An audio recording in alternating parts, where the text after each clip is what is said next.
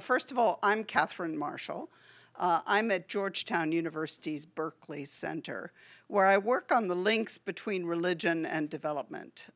I also am a member of the Advisory Council for the International Anti-Corruption Group, and I did spend a long, long time at the World Bank, 35 years.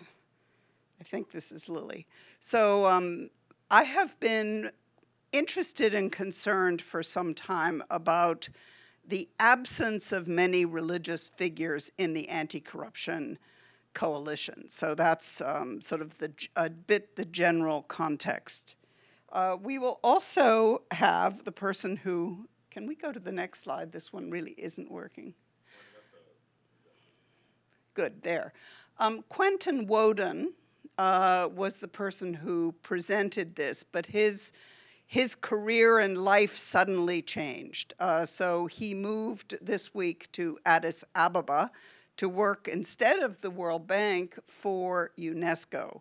So he sent me this morning a video, which we will play, which is his presentation, which relates to the topic that this session was advertised for, which is basically looking at issues of petty corruption as opposed to grand corruption, particularly in Africa.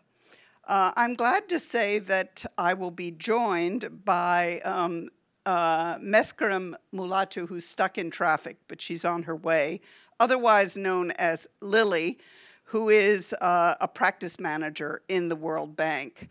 And we'll have some kind of conversation. And I have co-opted, or I would say dragooned, Dan Ritchie, who is sitting here. He doesn't want to sit up here. But he's been working for many years on these issues, particularly in Africa. And he can also tell us a little bit about the work of the Partnership for Transparency, which he's associated with. So Quentin Woden is now, and here's his new title, the director of ICPA, which is the International Institute for Capacity Building in Africa, which is part of UNESCO. And he emphasizes that what he will present, here's Lily, will be in his personal capacity. And he is focusing on the issues of values and corruption in Africa. So Lily, come on up here. Or maybe you can stay there so you can watch Quentin's video first. But the question is, what evidence do we have about the roles of religion in the corruption issues at the grassroots level, particularly with this focus on petty corruption? And then the caveats and the challenges. I do want to start with a number that is being used constantly, even though it's a hard number to interpret. It's a Pew Research Center number that 84% of the world's population has a religious affiliation. Now, what exactly does that mean? But I think the basic message is this is huge. It is bigger than gender. It is bigger than any other category that we have. And it highlights the importance, but also, I think, the enormous complexity of religion. So that is that. And we also know there was a rather alarming session earlier this week about the corruption within religious institutions. And that may be partly why there has been some unease and reluctance in the anti-corruption movement to get involved with the religious groups, because their houses are not as clean as they might be. But there are also extraordinary examples of speaking truth to power and of mobilization coming from the religious organizations. So what we hope to come out of this session with is some sense of research agendas, policy implications, and the potential for mobilization, the engagement of anti-corruption movements, including, of course, Transparency International. Can you go to the next one, since this still doesn't work? So this is going to build on quite a lot of discussion that's already taken place. One that is interesting is the summits of the Americas on Latin America have actually focused quite a bit on the religious dimensions of corruption. And there has been, I'm always struck in the left and the right, in the extremist groups, but also in the more liberal mobilization. On both sides, corruption is one of the major reasons that's given for addressing corruption. And during the COVID crisis, we've seen both new spotlights on the religious dimensions, but we've also seen new forms of corruption. About a decade ago almost, I put together sort of a 10-point program. And by the way, we're going right after this to the Quentin video. But with sort of ideas that include getting better information, which is partly what Quentin has done, trying to look more at the theological dimensions, and to mobilize the global religious institutions, of which the most prominent example, obviously, is the Catholic Church, the Vatican, with over 1 billion members right across the world. But there are many others. The Anglican Communion, for example, has interest in these issues. It would be interesting, will be interesting, to see how the Organization of the Islamic Conference, OIC, gets involved. The International Network of Engaged Buddhists is another group that I will be meeting with actually tomorrow. So I think that there are many organizations and structures that we can do. So let's turn it over to the author of the feast, to Quentin Woden, who has recorded a 10-minute section.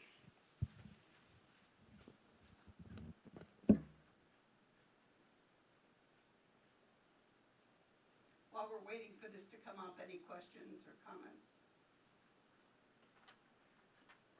Would you mind, I missed who you are. I'm sorry, I can't. Catherine Marshall. Thank you, Catherine. Georgetown University. And World Bank. And ex-World. Yes, it's sort of in your DNA once you've been there. They said you can't walk away from that. Recovering World Bank. That's right. She's been clean for about 10 years. How long has it been for you? Does she have to go to a support group? Yes, indeed. There's a 10-step program.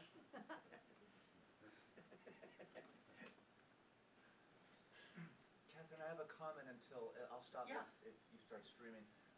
I would just say Kelly O'Donnell, psychologist, Geneva, working in various things in anti-corruption integrity. I would concur with you to a point about the reticent of, say, the broad anti-corruption movement regarding incorporating, connecting with the faith-based communities because of corruption, hypocrisy, and so forth. But just to acknowledge, of course, corruption knows no boundaries, and if that were the case, then we should exclude governments, World Bank, UN agencies with which I work, etc. So more is going on. I think it might be a worldview clash and reticence too. And so, I know you know this, but I do want to bring that to the table also. It's been very puzzling to me because as the 84% figure suggests, this is huge.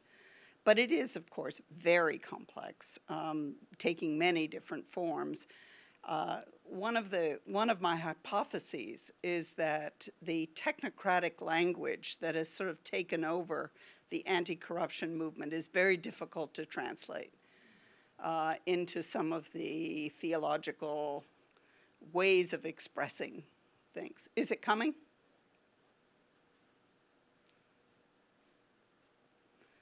We want the video now. You want the video? Yeah.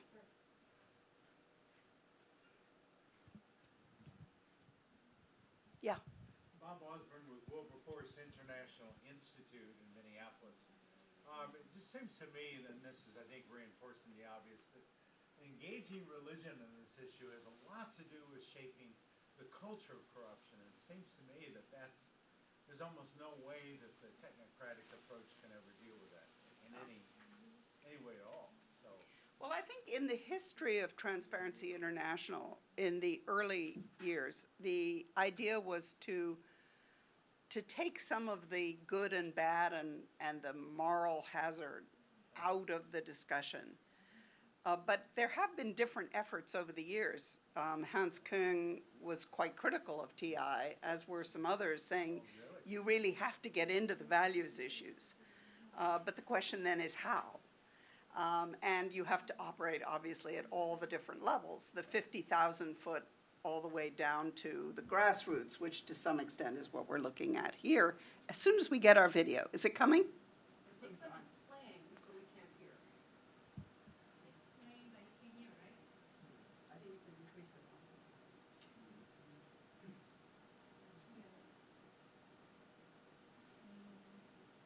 So Catherine, is he presenting a study, or maybe you can? Okay, what Quentin is presenting, Quentin is very, very data focused. And he's focusing some information that comes from the Afrobarometer, which is primarily looking at service delivery. Police, health centers, schools,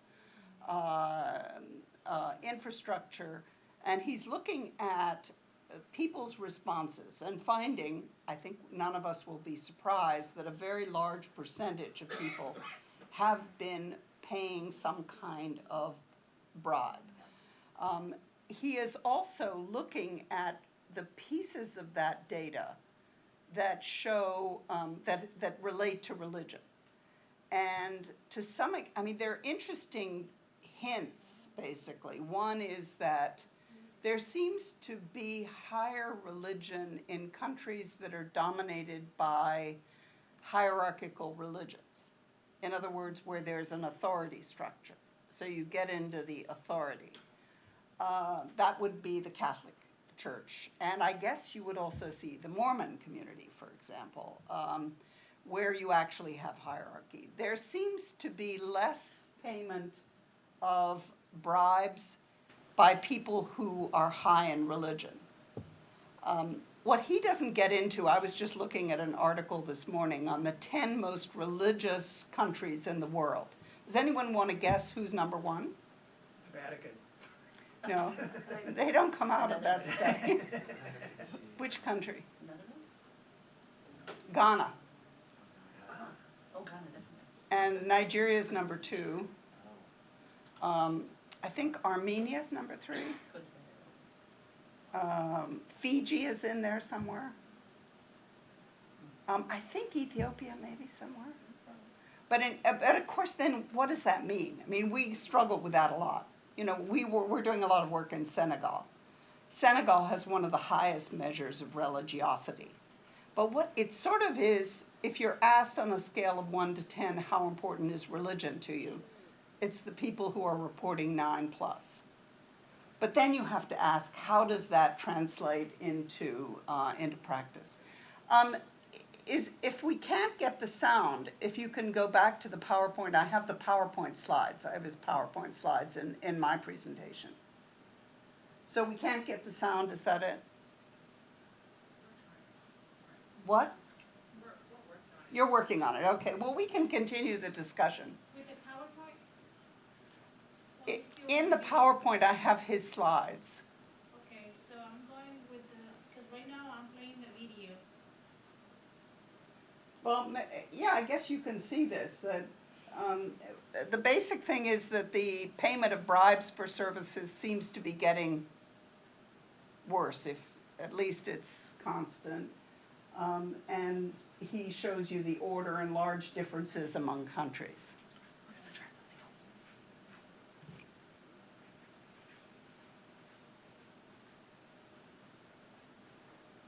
Okay. So I think what you're seeing from this is what I would call scraps of information. In other words, we're not seeing any kind of a comprehensive analysis. Which is part of it. In the, yeah. I am here speaking in my own capacity, and what I say might not represent the view of UNESCO or ICBA. This said, I'm very happy to be with you today to talk about petty corruption in service delivery in Africa, with as one of the questions to be considered whether values do matter for whether individuals may engage in petty corruption in service delivery. I am very happy that we had this partnership today with Catherine Marshall at Georgetown University for organizing this session. Now, the context in which we're looking at petty corruption is one of major challenges in the delivery of basic services in Africa.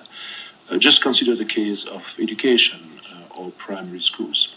9 out of 10 children in sub-Saharan Africa are learning poor. That means they are not able to read and understand a simple text by age 10. COVID-19 had a negative impact, but this issue was there before. There are a number of structural constraints to providing a quality education to children. One of those is the low status and pay for many teachers, sometimes the low levels of qualifications. Petty corruption is also a challenge. It does not help. And I should say that we have petty corruptions across services, and the prevalence, as we will see, of petty corruption is actually sometimes much higher in other services than is the case in schools. Now, the data for this presentation comes from the Afrobarometer. This is a nonpartisan survey research network which provides every few years information on the population's perceptions of democracy, governance, the economy, and society. The focus specifically for this presentation is on difficulties to obtain services and whether individuals engage in petty corruption, that is, whether they are asked by service providers to make favors so that they can actually obtain the services they need. We have data for 5 types of services: schools, hospitals and health centers, the police, administrative services, which grant various types of documents and permits, and finally, basic infrastructure, that is essentially water, electricity. Let me go right away into some of the key results. So we find that the share of respondents, and these are adults, it's a representative sample in each of the countries, and most countries participate. So the share of adults who state having difficulties to obtain the services they need does not change much over 3 surveys, which account for a decade, essentially. There is actually a new survey, but the data were not yet available when this analysis was conducted. What you see is that the highest difficulties to obtain services are for basic infrastructure, the police and administration. Health, then, and education is lower, but still significant, with more than a quarter of parents stating that they have difficulties in obtaining the primary education services they need for their children. I'm not going into data by country, but of course, there are large differences between different countries and regions in the difficulties in obtaining services. Those could be related to petty corruption, but they could also be related to many other factors. For example, in some areas, there may be no services, there may be no school or no health clinic, and this can also affect those statistics. But the key result is no change over the last 10 years or so in the level of difficulties that the respondents indicate. For petty corruption, we have something fairly similar in terms of the fact that there is no reduction over time in the share of the users of service who declare making favors to the providers of those services in order to obtain those services. The highest level of petty corruption is observed for the police, which might not be too surprising given the literature. Then administrative services, basic infrastructure, followed again by health and education. And if we take the case of education, it is lower than elsewhere, but it's still high, with between 15 and 20% of the users of primary schools across the African continent declaring providing favors to providers to obtain the services. And again, there are, of course, large differences between countries. Now, it should be expected that there is a link between whether respondents declare having difficulties in obtaining services and providing favors. The key findings suggest that the share of the users who provide favors is strongly correlated with the share experiencing difficulties in obtaining the services they need. And you see that on the figure on the left. For those individuals who say that it was very difficult for example, for education, for schools, to obtain the services, finding a spot for your child, essentially, the rate of those individuals making favors is much higher than for the individuals saying it was very easy. Now, the relationship can go both ways. The service providers may actually make it more difficult for parents to obtain a placement for their child in school in order to obtain favors, but in reverse, the fact that you may have to make a favor for in the school or for any other thing may make the individuals more likely to say that it was difficult to obtain the services they need. We have similar results.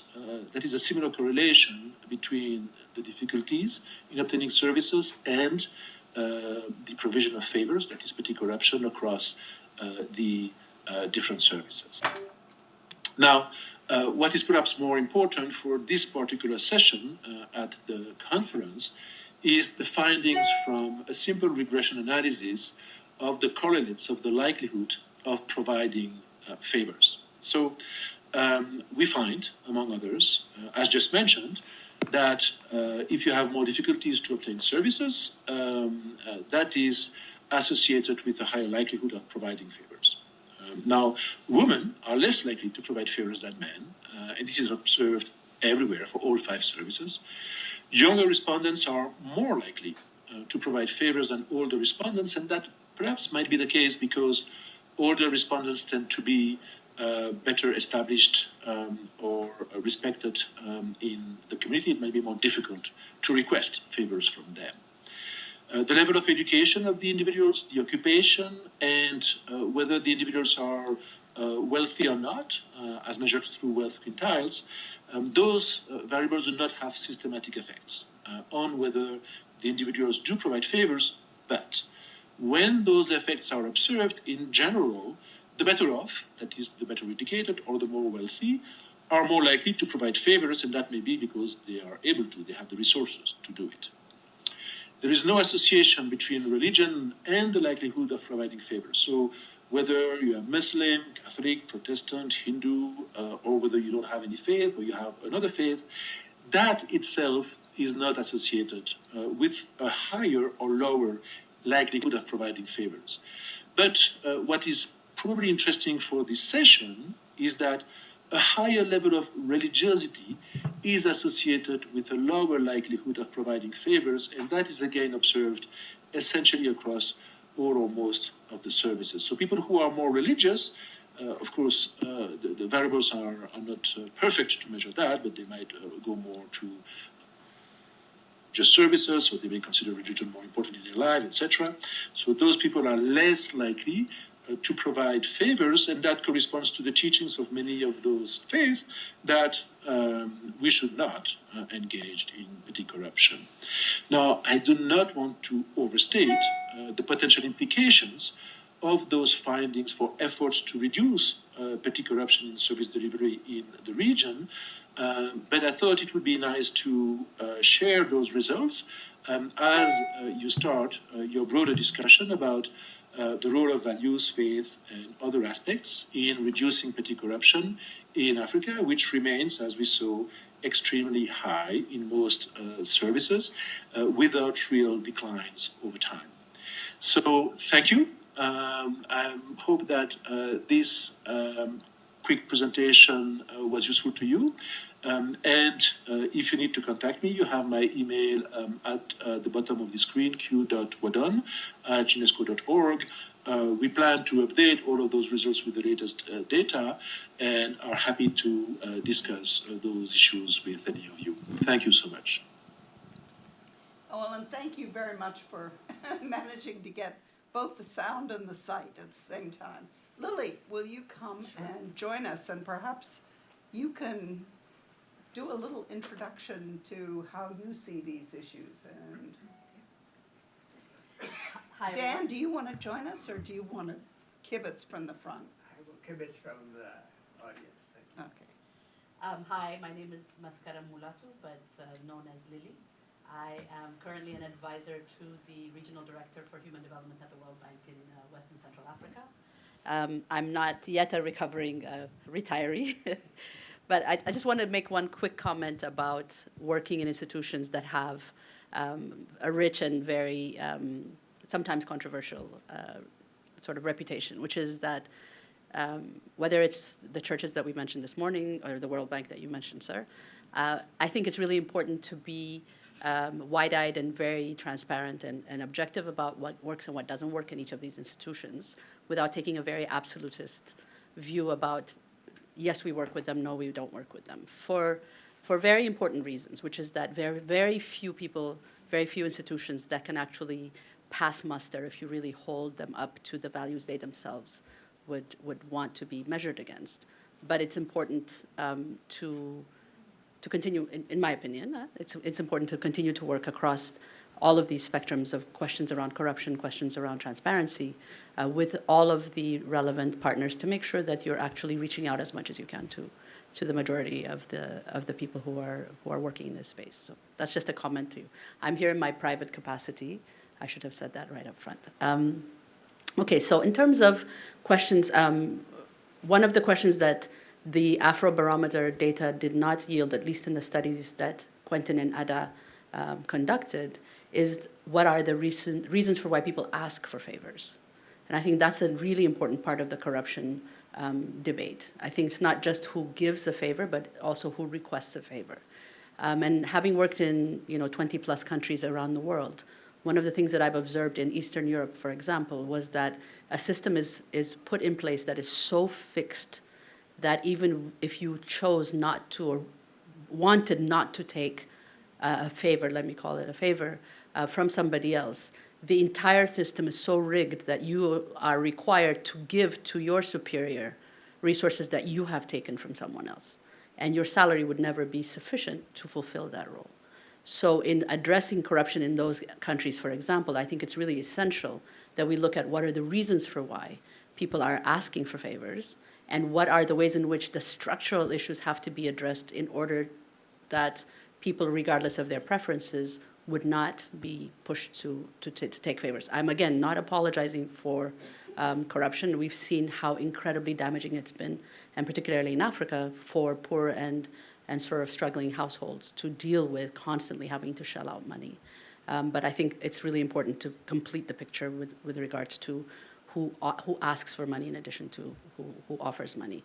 In the same countries, the richest people in the country are still reaping huge amounts of resources illegally or unethically. So there are very important questions that we need to ask ourselves on this. So I just wanted to put those caveats in place.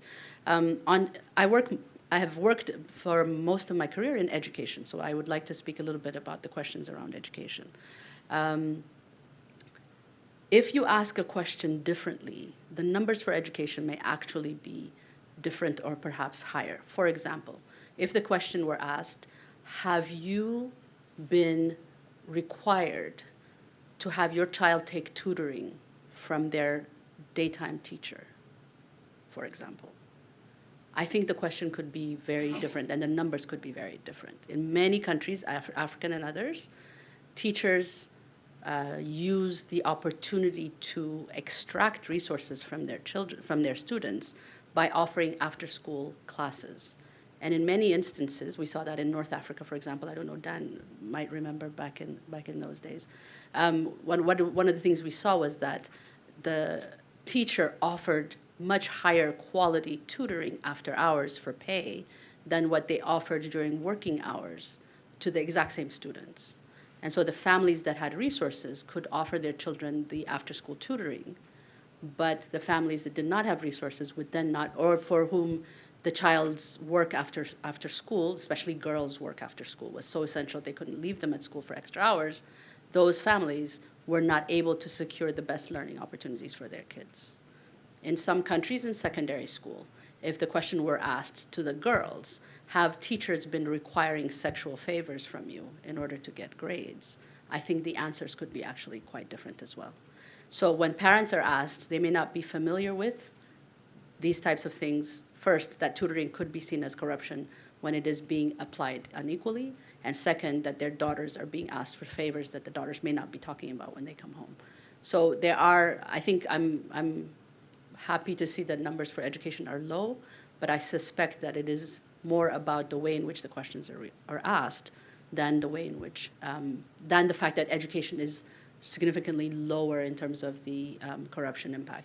As you remember, Quentin was very clear about saying the question they were asked was whether or not they were able to access services, and most of those services are seen as accessing a place in school.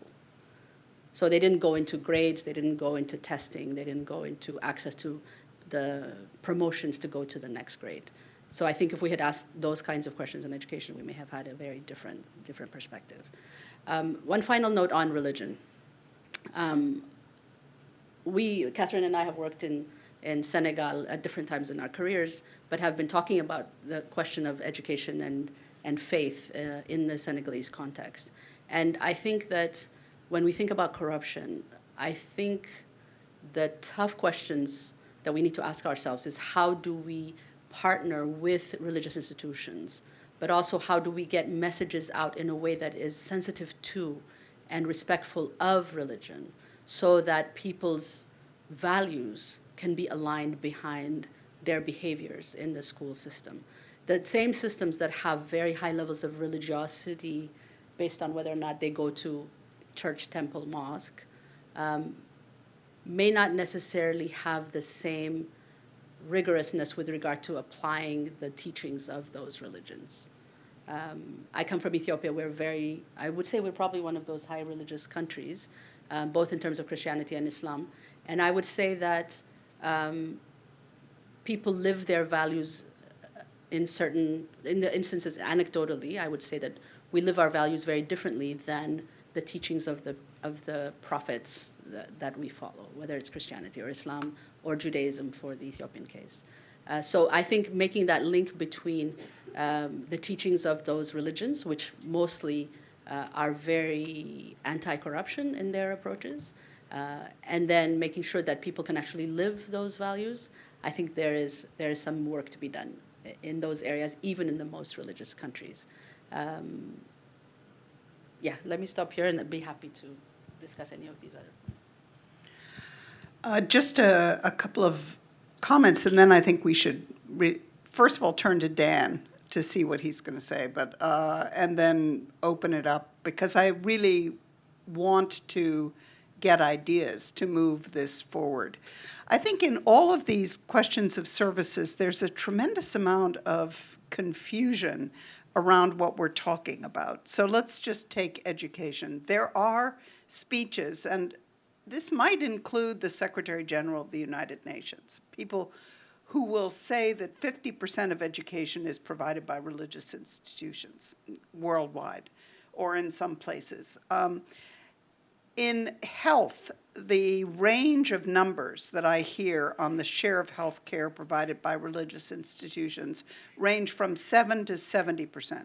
That's a very wide range. And clearly what you're talking about is differences in definition, but above all, people fail to understand the wide differences in countries, which have to do with colonial history, the missionary pattern, attitudes toward what happened when, for example, there are a number of countries where the entire system was nationalized right after independence, but then denationalized when they couldn't be run.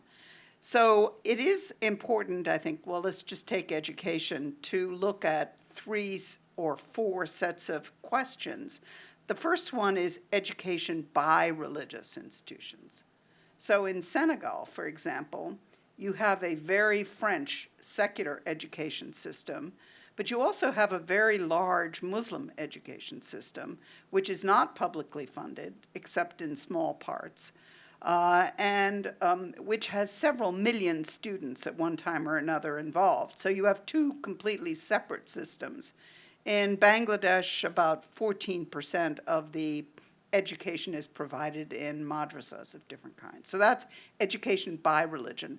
And people are now, I'm not quite sure where the numbers are coming from, but that the Catholic system is the largest non-state provider of education in the world.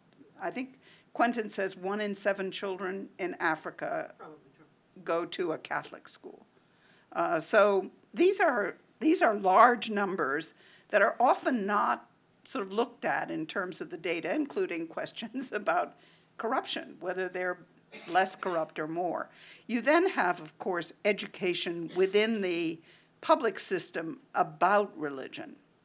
And that's a major concern now, particularly in places like Nigeria, where you have interreligious tensions. So what are students being taught in the public system about the different religions without, my third category is education for religion. In other words, making you a good Catholic or a good Muslim or whatever. And then I think we also want to be looking quite a bit at the preparation of future pastors and religious leaders, and the ways in which they're being trained. And I think in all of those, this question of values and corruption among the issues, the ethical dimensions, all come in. So I think those are just, let's just try to figure out what we're talking about as we try to piece these together. I asked my friend and colleague Dan to join us, partly because he's been working with the Partnership for Transparency in Africa, including, I think, particularly Kenya. But we've had some discussions about trying to engage the religious world, which is a huge world, in a more systematic way in these discussions. So I thought maybe, Dan, you could give us a little sort of, I'm sure you'll want to give a good pitch for Partnership for Transparency, but also any questions that you have listening to this.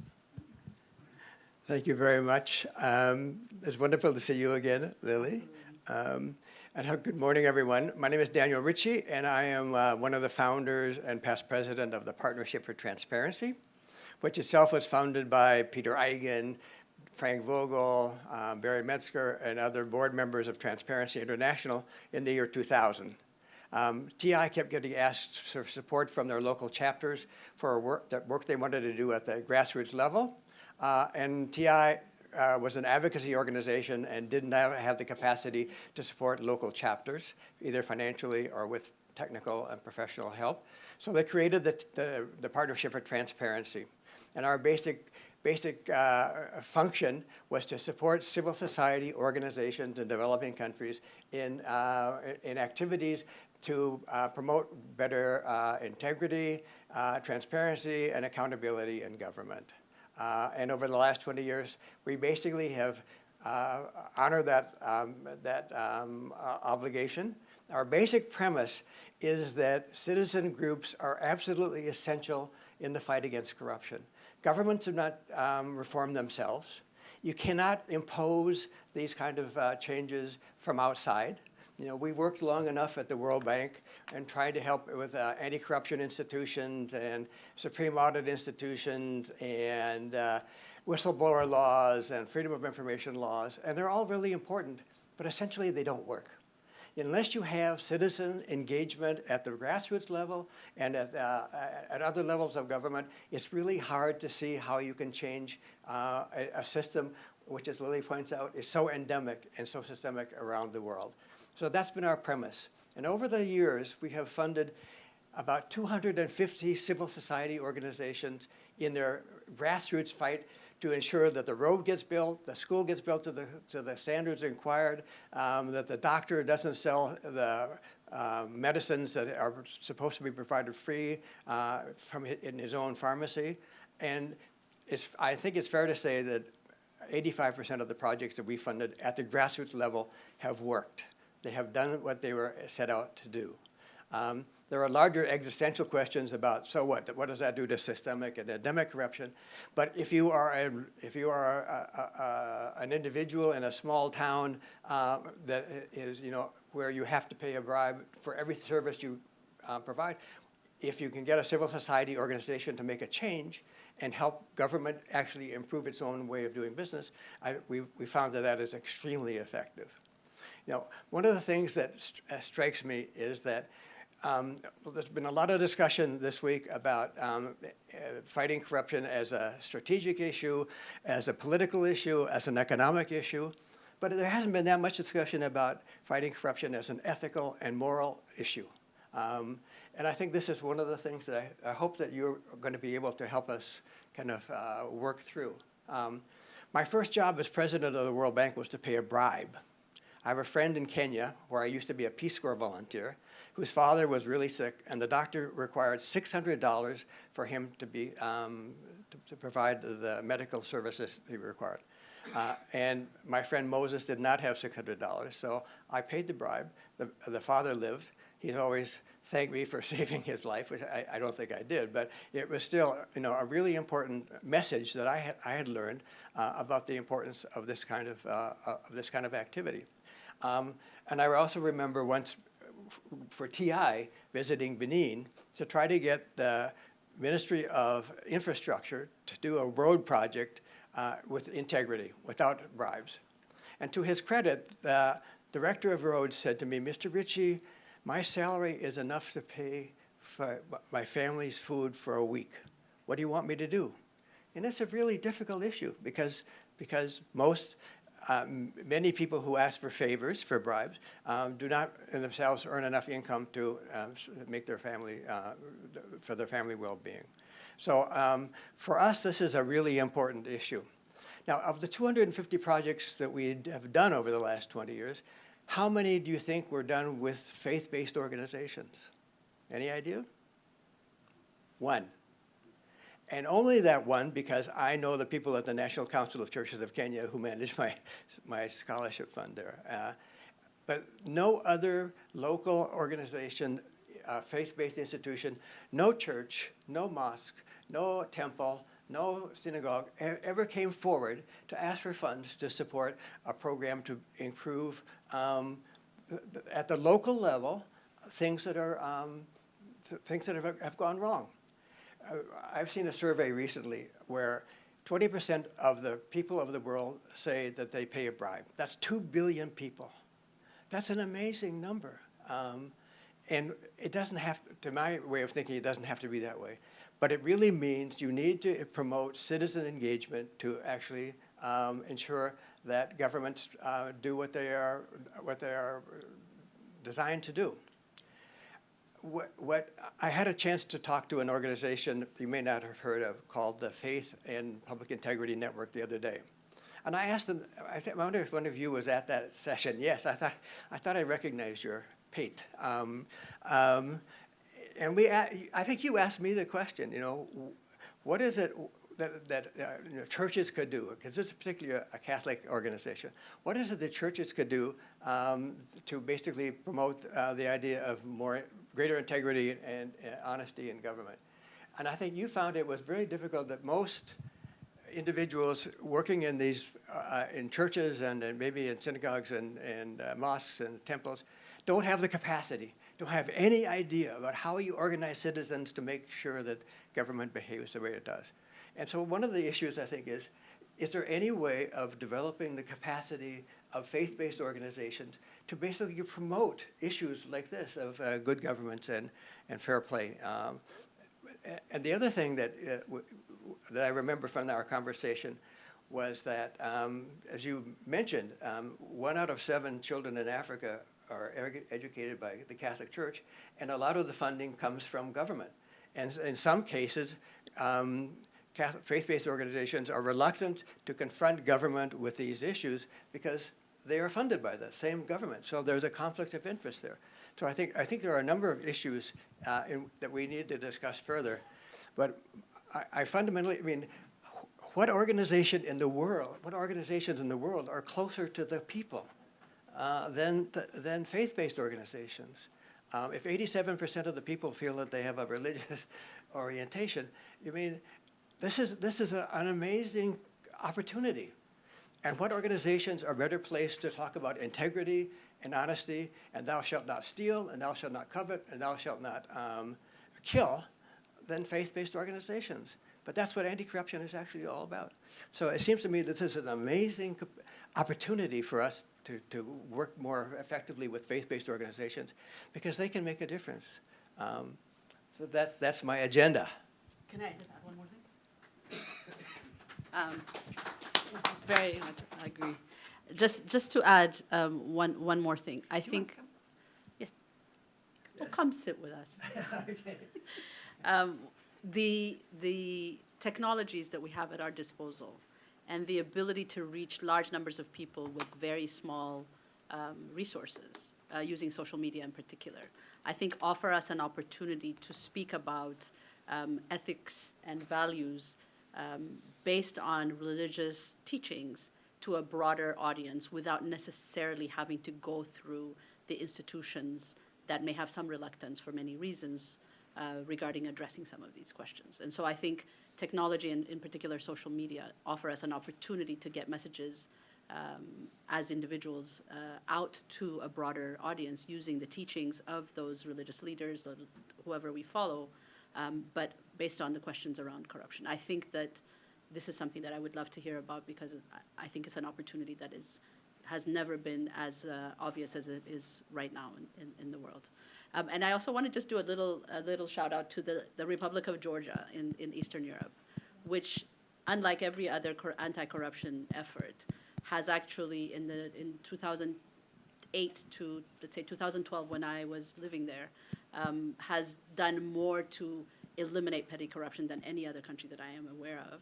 And so I really would recommend that you look at some of the experiences where a failed state that was replaced by a very democratically elected and very popular government was able to literally eliminate petty corruption in a period of 3 years and maintained that over a decade. Even though I believe that it erodes over time, it was the most spectacular thing I've ever seen, and being witness of that, sort of personally, means I'm one of the biggest fans of Georgia that you can find. But it's a really important test case, because that is the only case I know of where non-community organizations actually transformed the country and made petty corruption, eliminated petty corruption. The Eurobarometer that looks at corruption in Georgia would find regularly that 97% of people said they did not have to do a single favor to anyone in order to get services, and that's just amazing to me. Great. Great. Well, I think we have a couple of hands, but we're dealing obviously with an ancient debate in the anti-corruption world, which is mega corruption versus petty corruption. But I certainly think that many of us are very convinced that dealing with the way that corruption affects people at the grassroots level is something we must tackle. And then we have the open question, I think not so much of whether to engage religious institutions, but where to start. So let's start. You have the mic. Whoever, yes, you can pass. Oh, okay, you can start with the mic. Yeah, thank you. Thank you very much. My name is Agbaji Orinya. I'm from Nigeria.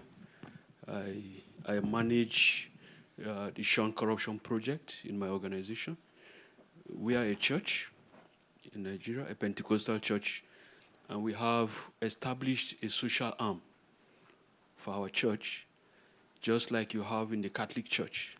We have established a social arm, and we are using this social arm to champion the fight against corruption in Nigeria. We are currently mobilizing Christians to join the fight against corruption in Nigeria. We have been doing this since 2018. But I just want to add my voice and then also raise some questions around the presentations that have been made. Some of the achievements we have had in the past include, especially in the area of education, Nigeria, you find a number of schools, where people run as miracle centers. I don't know if any of you have heard about miracle centers in Nigeria. Miracle centers are places where parents send their children, and then missionaries are hired to come and write examinations for them. All right? We've had great successes in these areas. In fact, there are some pastors who are involved in setting up of these miracle centers. In one of our engagements, one of the pastors openly said she has been doing this for many years and she has never seen anything wrong with it.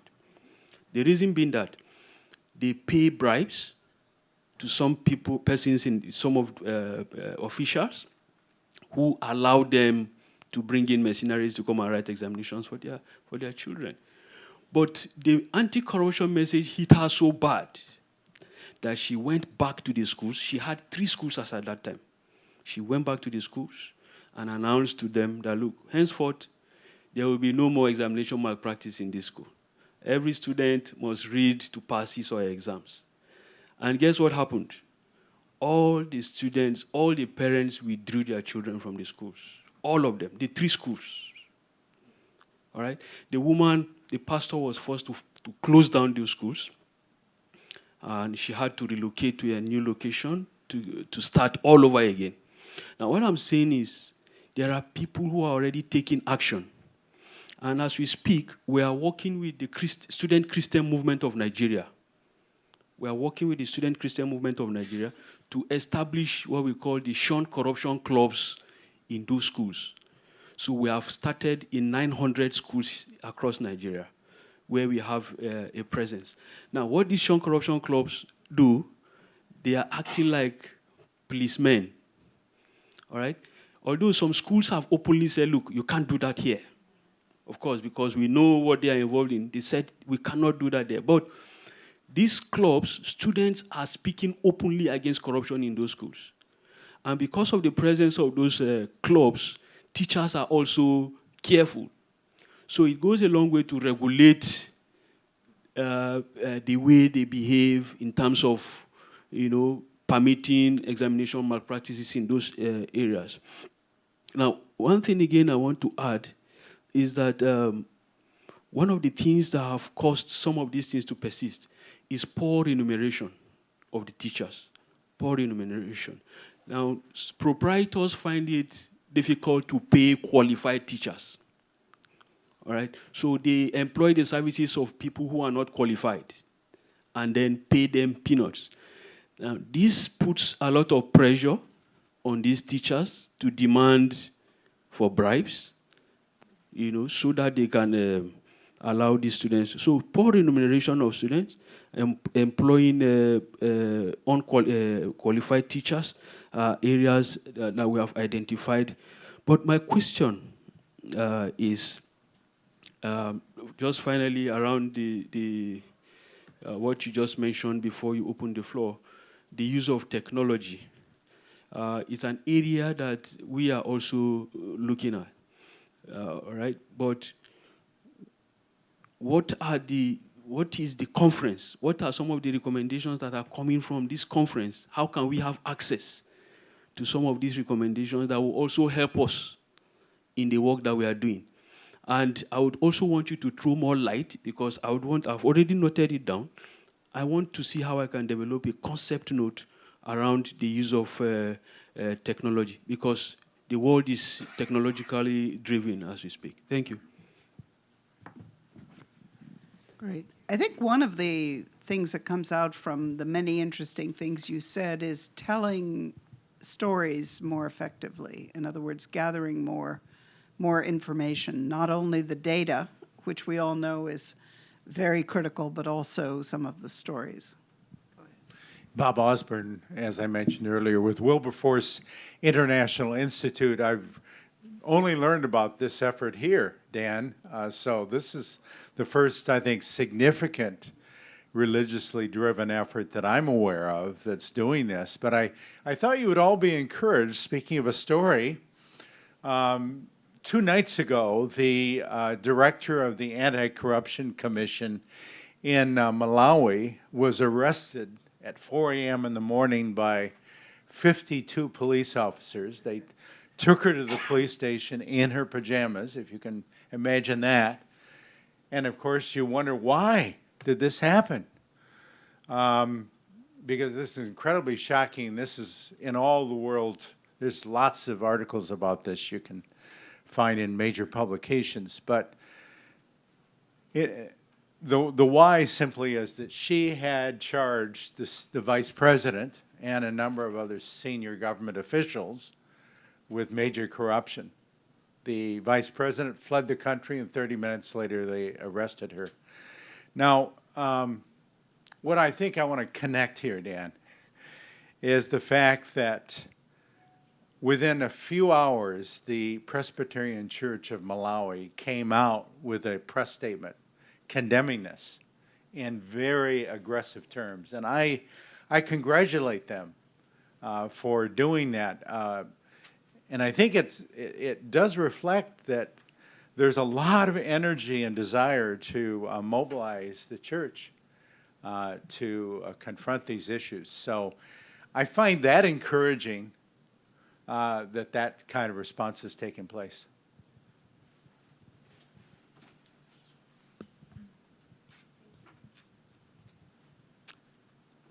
Hello, my name is Cheyenne Sherbatka Church. I'm the co-director of the Corruption, Justice, and Legitimacy Program. A quick point and then a question.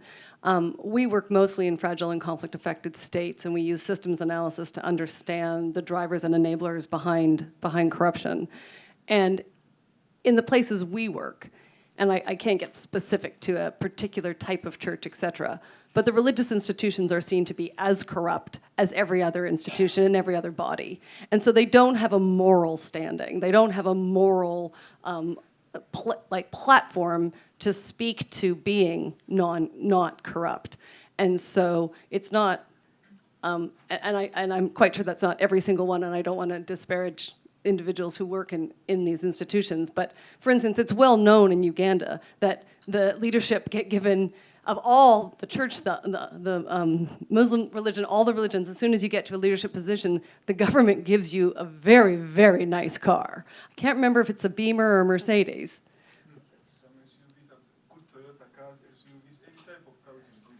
Yeah, you get like, it is a known thing, and then you are brought into the patron-client relationship of the elite of the state. So I'm feeling a little more nuance to this conversation of working with religious institutions, because it's not, well, I've not focused on them, it's not my experience to just say, oh, they're all living their values. My question here is, and maybe you can and maybe you can't answer it, is I'm quite interested that you would look at the Afrobarometer study from the givers on basic services, because I might have my values, but if I need to get my child to a doctor, and that requires a payment in whatever fashion, I'm pretty sure that my values are keep my kid alive, not, ooh, I better not rig the system here. Same with education, same with so many things. So I think it would be far more interesting of a question of the demanders. What about that doctor who required the bribe? I absolutely take your point about low enumeration, and that is an issue, but there's some pretty interesting studies, a police study out of Ghana, for instance, that showed that increasing salaries actually increased the amount of bribes demanded. Randomized control trial, 3 years, pretty rigorous. And the reason, there's a hypothesis to the reasons why that happened, but one of which is because the social expectation of those individuals went up, because everybody knew that their salaries went up, so that meant instead of sending 4 nieces to school, now they have 4 nieces and 6 cousins, because now more people were saying, hey, you have more resources, you need to be helping us. So I think it's part of the problem, being not paid enough, but it's not, oh, increase their pay and solution. Anyway, I just like, if you know why they focused on the giver, because as a basic service, that connection between values and basic service and corruption, I don't know, I have a whole lot of empathy for those folks, and I don't think it's a contrary to their values. I think it's their value of hierarchy of needs and keeping my kid alive might trump my, ooh, I don't want to bribe. All right, thank you. My name is John. Because he said something that was really closer to me, I thought I would bring more perspective. I'm from Uganda, the land of the Uganda Matters. Yeah, this is just a situation on the ground. Like, if you go to Uganda right now, members of parliament are among the highly paid people in the country. So they've taken it upon themselves to build churches. Like, the fundraising to build a church will not be complete until the member of parliament of the area sows around. And the source of the money is not always clear. We don't budget for these things. We see the national budget, but these things, you don't see them reflected. And the scenario of the cars that he talked about for the new bishops, for the new diocesan secretaries and all these things, they are not in the national budget. But then suddenly you see the president spending on the new appointments in the church, and from the conversation here, I'm just wondering the relationship between the church, because it's mostly the Catholic Church. Uganda is highly a Catholic country. Whether the Catholic Church and the state in Uganda, whether conversation can be between the two to see how, because if you go to the grassroots, to the contrary, also the feeling is that, yes, because the other group have got their car, our bishop must have his or her car, and the agitation is so strong, like if people, yeah, it's like a competition. So everybody wants to partake and have something. When you take, this conversation will be so unpopular if I take it right now in the villages in Uganda, that the bishop does not deserve a car from the state, because the state has a different responsibility, churches has a different responsibility. But then another thing that I've seen is that 1 out of 7 children go to the schools of for instance, the Catholic Church in Uganda. But the first generation schools of the Catholic Church, the ones that my parents went to, are not doing well either. Because the focus of the church has also shifted into the nice things, the cars, the nice houses, the big farms owned by the priests and all these things. So, and eventually even the Uganda Matters, the annual Uganda Matters Day is now a state event. It's no longer a religious event. It's the state organizing it. And so the grassroots is feeling strong about these nice things coming, but nobody's questioning the source from these things. But when we say our budget is too tiny to handle some of the things, yes. Thank you. Are there other comments? If not, let's turn to Lily. You have the digital, but we also have this general challenge of complexity. Definitely. On the digital side, I think to respond to the question, are churches any less corrupt than any other institution in the government or in the country? I think that's a really valid point. And I think the way to address that in a broader sense is to actually reach out to the communities directly with the messages without necessarily having to go through those institutions. So one of the things in West and Central Africa, and particularly in the Sahel, where there's a very fragile context, we have seen the demographic and health surveys that were done, the mixed surveys that are done by UNICEF, et cetera, showing that 90+% of households have access to a telephone. And we don't know if they're smartphones, although they are increasingly smartphones with the entry onto the market of Chinese, sort of really low price Chinese smartphones. But and we've done it by wealth quintile, and it's 99% for the richest and probably 95% for the poorest quintile in these countries. And the difference between the richest and poorest, of course, is not as great as you might think. So the access to telephones means that social media, WhatsApp groups, text messages can reach literally 100% of households and 100% of the decision makers in households, because if there is a phone in the household, chances are it's the male in the house that has that phone. The person who might be making some of those decisions about what they're going to pay in terms of bribes, for example, or in terms of taking bribes. And so I think that, I mean, I also made the same point about, why aren't we asking the demanders? So I'm with you on that one as well. So I think if we are interested in using religion and religiosity as an entry point into a values discussion, and when I say we, I mean just broadly, I think that those are the access points that we have to use. The evangelical churches, in many ways, have broken the hierarchy of the established churches. In Ethiopia, for example, the Orthodox Church, the Ethiopian Orthodox Church, is extremely strong, very established, very hierarchical, very linked into whatever power structures that are in the country. But the evangelical churches and the Pentecostal churches that have come up in the last couple of decades have proliferated, and they probably are the fastest growing sort of religion in the country. They're not necessarily the most uncorrupt either, but I think that there may be ways in which their ability to send out messages that are contrary to the status quo could be helpful if they can be brought to the same kind of sort of recognition as the pastor that you mentioned in Nigeria, who closed what I find to be extraordinary schools called miracle centers. It's, and then the complexity question. The fact that people think that having a diploma is more important than having an education kills me. It's not a surprise, but it just kills me that because those pieces of paper have become the entry point into higher levels of education and into employment, that an illiterate child is more valuable with a piece of paper than a child who can read and understand a text at age 10. It just kills me because I think, and it speaks to the value we place on paper over on actual learning. And I think if we don't change that narrative, and if we don't change the outcomes for the children who actually have learned something versus those who have a piece of paper, then we will constantly be confronted by these hierarchy of needs, which says, I want my child to succeed. And if what they need is a piece of paper, I'll pay for the piece of paper, even if that child does not have a single, cannot read a single sentence by the age of 16, let's say. And that's the reality for many children.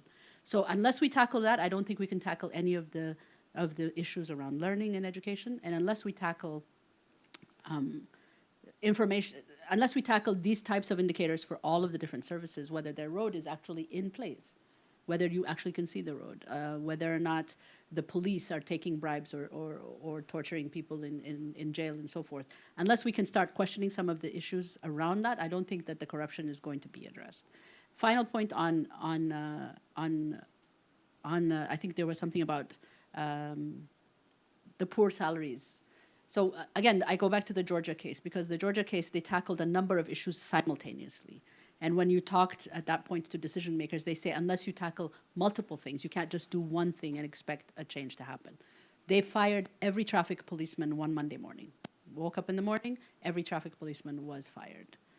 And for 3 to 5 months, there were no traffic policemen, but nothing changed because they weren't doing their jobs anyway, right? So what they did was they doubled the salaries for the new recruits, but they did very intensive training. Not just of the recruits, but also of the communities about what their expectations should be of these new traffic cops. And the final piece was that the sanctions against people who were taking bribes were very harsh. And the people who did and the people who were following up on those punishments were found to be, they were recruited to be themselves very much above all of this corruption. So imagine what you have to find. You have to find enough new recruits to fill in the gap. You have to find enough resources and enough people to do the training that needs to be done. You have to find these finance police, which were super scary, but they themselves, having so much power, must not use that power to be corrupt, and you had to keep an eye on that as well. And you had to have a narrative that the communities and the households believed that said you should not pay no matter what. And for that, simultaneously for all of that to be in place, there had to be a very dramatic failed state at the start of the process, where structures were not delivering to anyone, where middle-class people were not finding what they needed. And so that's why it's such a unique case, because many sort of underlying things had to be addressed simultaneously in order for the corruption to be addressed. They dealt with corruption in examinations by putting cameras in exam rooms and having every parent have access to the cameras. So not only were you watching your child to see if they were cheating, but you were watching everybody else's child in case they cheated. And you were able to report if there was any irregularity in the classroom. The woman who was running the exams council very famously failed her own son. And if she's going to fail her son, she is certainly not going to pass yours, no matter how much money you put on the table, right? So there are those types of signals, messages that need to happen, but you have to address a number of critical issues simultaneously if you want to really address corruption. If the person you paid $600 for, if his father, if he had to choose between if you had to choose between giving the money and not giving the money, you gave the money because the life is more important. So unless you can find a way to make that person accountable for that behavior, and also help him hold the person who's expecting him to pay a bribe accountable, then you're not going to be able to solve the problem for the next person who needs services. So I want to stop there. Two points. One of our most successful relationships, our partner agency, has been the Anti-Corruption Commission of Uganda.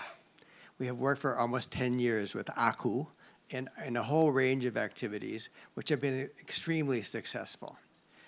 ACU has actually now said we cannot actually work with you at the moment because things in Uganda have gotten so bad. The penalties for getting money from abroad. And it's characteristic of a broader issue that I think we need to recognize. The space for civil society is shrinking almost everywhere. Authoritarianism is on the rise again.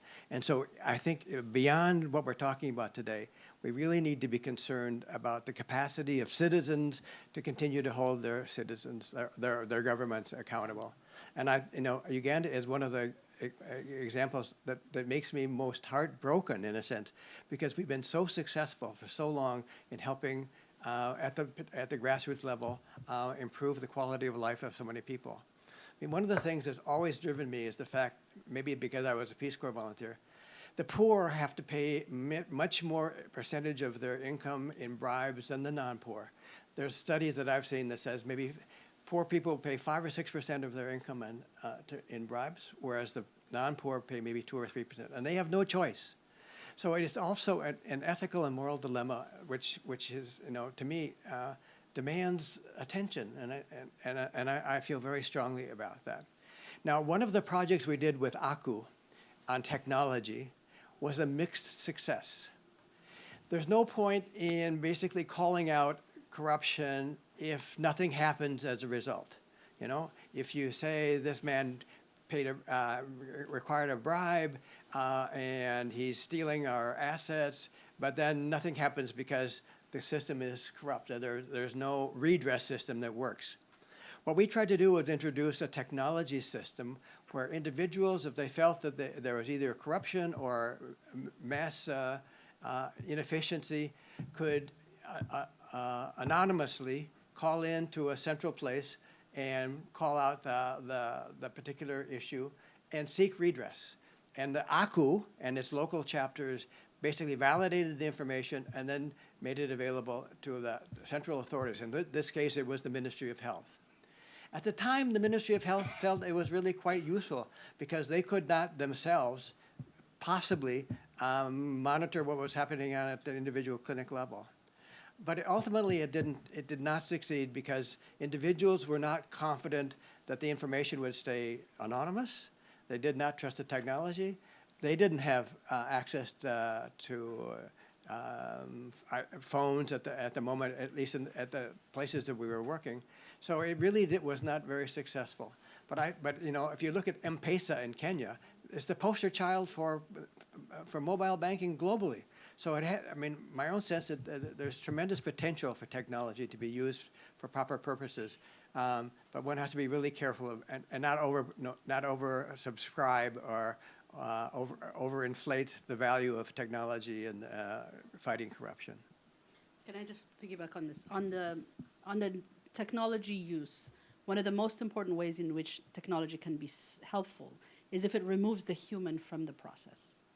So, for example, in one of the countries that we were working in, pensions were paid with delays, they were paid in cash, and they were paid in central places where people had to travel. So if you were a pensioner, not only did you have to wait sometimes 2 years to be able to begin to receive your pension, which I don't think anybody can say that any one of us would be okay if we didn't receive a salary for 2 years.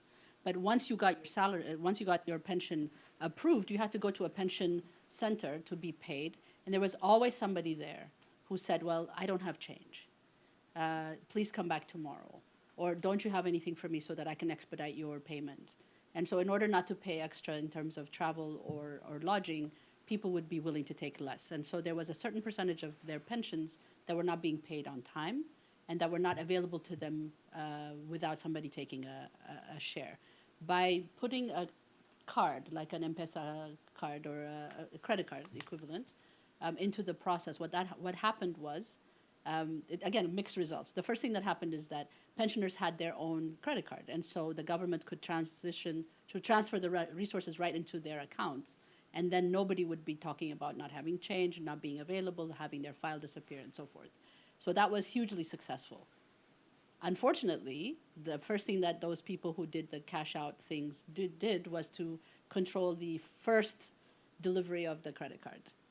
So you had to agree to let the first 2 payments or 2 months worth of pensions go to the person who's holding your credit card so that they could then come back and then allow you to have the credit card. So just to say, a very successful process. Once you paid your first payments of 1 or 2 months, they could no longer touch your money, because then after you got the card, the money was transferred directly to your account, but the corruption continued. So I think it can be very successful to bring technology in and remove the human touch from a lot of processes. But of course, there are always, people are super innovative, unfortunately, for all the wrong reasons. There are a couple of hands. We have about 7 minutes or 6 minutes. So. Someone who hasn't spoken. Thank you very much for this discussion. It's really important. Excuse me. I'm Daka Wongwe from Zimbabwe Anti-Corruption Commission. We had our first national anti-corruption strategy a couple years ago. As a country, we never had a national anti-corruption strategy. So the first, one of the subcommittees of that strategy involved public education, because we really believe we've been really poor in terms of that.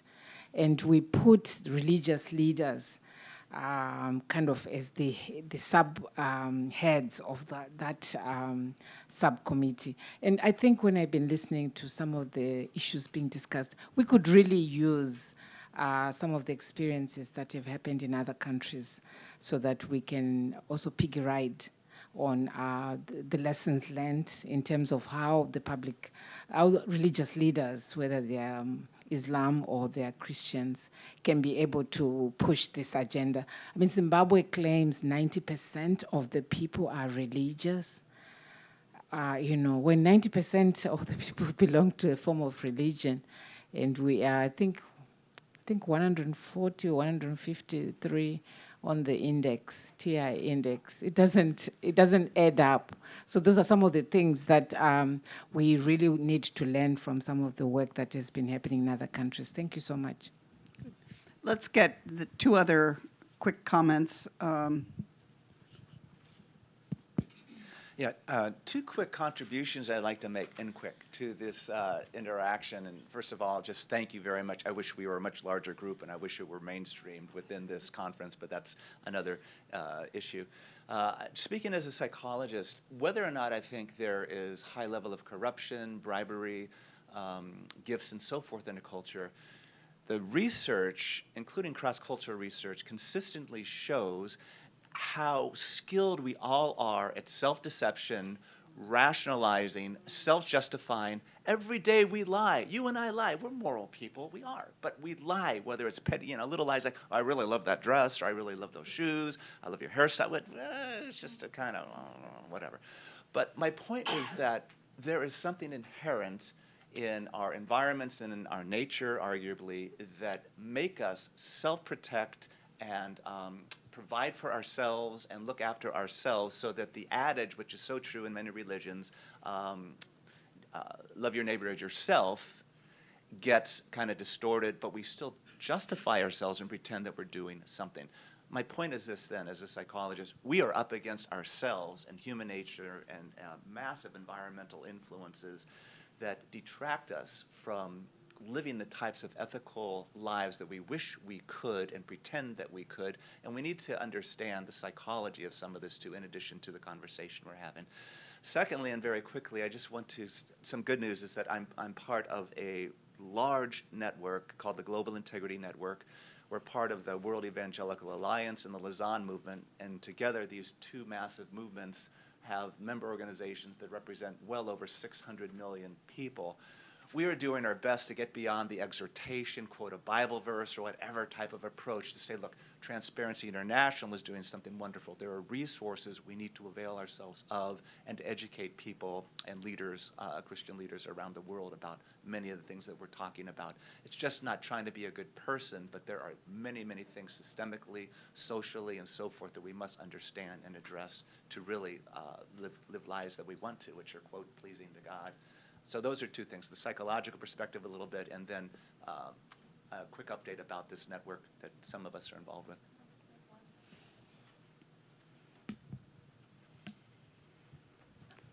Just very quickly, again, I'm Cheyenne Sherback Church with the Corruption, Justice, and Legitimacy Program.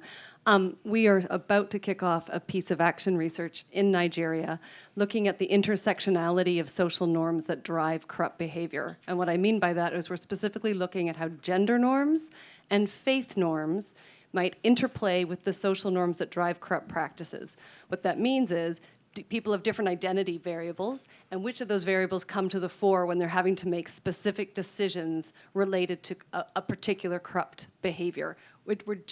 We just got word a week ago that we received the funding on it.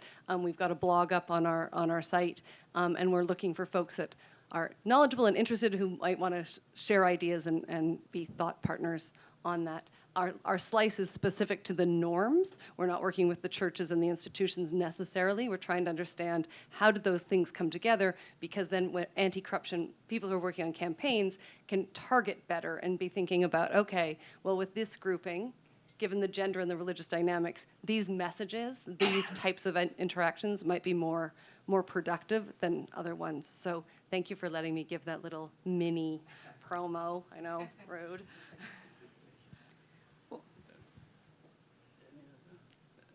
Did you want to have a last word? Yeah, I just wanted to add that we are also promoting the establishment of the social arm of the church. Just to let you know, the entire church is not corrupt. There are still some churches that are, outstanding, that are good, that are doing the right thing. And we are working with those churches to help them establish their own social arms so that they can champion this fight against corruption. It's not something that an individual can do. You must set up structures that will be able to help you fight not just corruption, but social injustices in the society. Thank you. Okay. Well, we are at time. One quick story. We brought together, one group that we haven't mentioned here is the faith-based organizations, and I think 4 out of the largest big NGOs are religious. World Vision, World Vision has, 45,000 employees or something. So that is another source, but we brought a group of them together, and one thing that was quite interesting was that they had not articulated their anti-corruption strategies, but their strategies were totally different. So you had some groups that said, we will never pay a bribe. If the wheelchairs sit in the port for 3 years, so be it, we're not going to pay a bribe. And others who basically take the view, we're fish within the water, so we do what's necessary to help the people that we're trying to help. So they didn't have a coherent strategy. So a few points that I come away from this with is that, first of all, we really need to be working with this very complex religious world as a part of the anti-corruption strategy without any prior conception that they bring the moral good, but that they are the ones who are so much involved in shaping the values and in dealing with practical problems at the level of people. Secondly, I think that some of the stories need to come out more effectively. And third, I think we need to help identify the entry points so that we actually can turn. I'm struck often you have conversations with religious leaders who talk about how we need to change social values starting in kindergarten. But that suggests you wait another 30 years until those people are in positions of authority. So I think you need to perhaps move beyond changing values at kindergarten to some very practical issues. So thank you all very much for being here. I guess this will be available as a recording, so we'll spread the word, and thank you to my enlisted colleagues, as well as to the absent Quentin, who made a big effort to get us a coherent video of his work. Thank you.